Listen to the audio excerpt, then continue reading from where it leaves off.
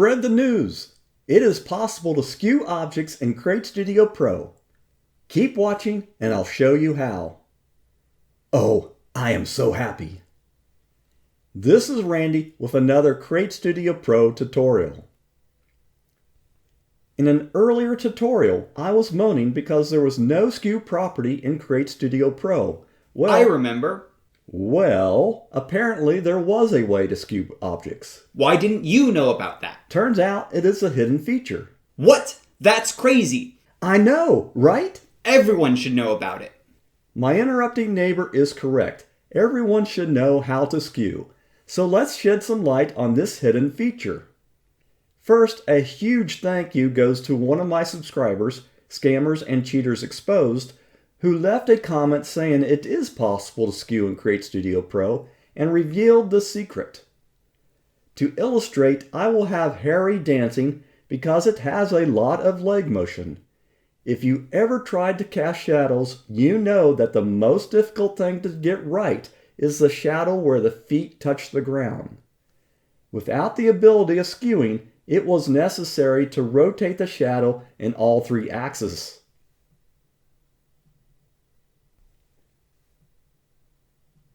What a pain!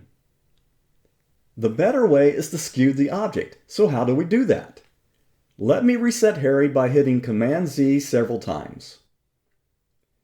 Okay, click on the Harry object so that the blue box around the character is showing. You probably know to resize the character, you hover your mouse over one of the edges to see a double pointed arrow. Then mouse click and drag to shrink or expand. Again, I will undo the shrink operations by hitting Command Z. To better visualize the skew operation, I will add two horizontal guidelines. One placed just below Harry's feet, and the other above his head. Now, click on Harry to make the box visible. This time, hold down your Shift key and then hover your mouse on the top line. Notice the double arrow is not pointing up and down. Instead, it is pointing right and left. Now when you click and drag, the object will skew in the direction you are moving. That is the hidden secret to skew. Hold down the Shift key while dragging an edge. As you skew, notice the vertical position of the feet and head do not change. They are still at those guidelines. That is how skewing works. That also means that skew is a challenge when the shadow is at a right angle to the character. I mean, you really have to go way off the canvas trying to cast a shadow sideways. Later, I will provide a tip for casting shadows sideways. But first, let's use this new knowledge to cast a shadow. To start fresh, I will create a new project and use a background that has an existing shadows. Then drag Harry onto the canvas.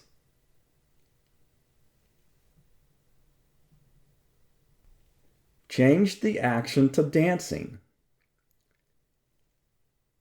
Duplicate the Harry track with Command D or click on the duplicate icon above the timeline.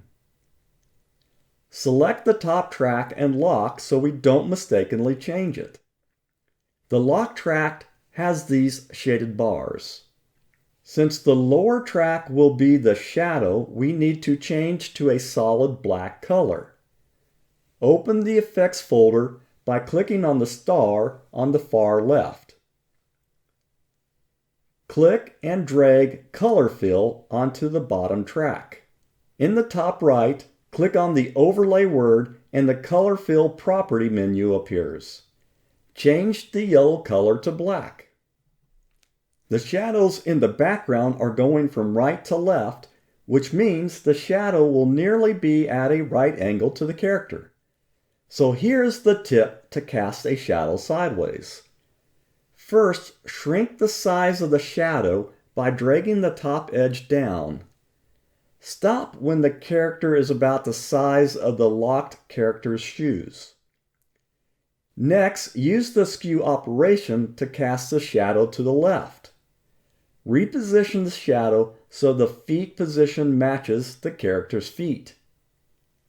This sideways shadow is pretty thin, so here is a couple of tips to increase the width. Raise the top line a bit. Now, hover your mouse just outside the blue box. That curved double arrow icon means you can rotate the object. Click and drag your mouse to line the shadow. Once it is in the direction you want, reposition the feet again. Let's play that and see how it looks. The shadow action looks great. However, the shadow needs to be much lighter, and to do that, click on Settings, click on Properties, and reduce the opacity. I prefer to hover my mouse over the percent symbol until the mouse pointer turns into a double pointed arrow, then mouse click and slide the mouse to the left until the shadow strength is right for the background. There you go. That is how to cast a shadow with a skew operation. Hey everybody, have a good day and happy creating.